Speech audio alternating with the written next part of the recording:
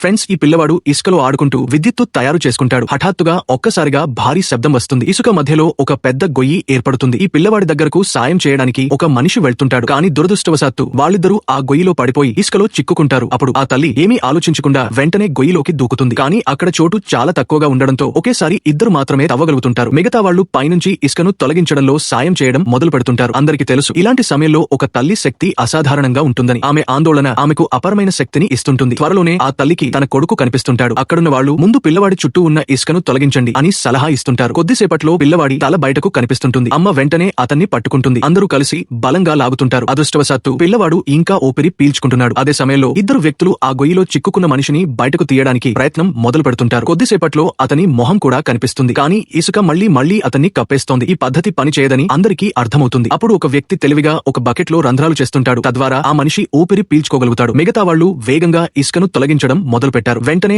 ఆ బకెట్ ను అతని తలపై ఉంచారు. అదృష్టవశాత్తు ఆ మనిషి ఇంకా సాధారణంగా ఊపిరి పీల్చుకుంటుంటాడు. ఈ ఉపాయం వాళ్లకు ఇసుకను తొలగించడానికి కొంత సమయం ఇస్తుంది. వాళ్ళు వేగంగా ఇసుకను తవ్వడం మొదలు పెడుతుంటారు. చివరికి ఎలాగోలా ఆ మనిషిని కూడా సురక్షితంగా బయటకు తీసేస్తారు.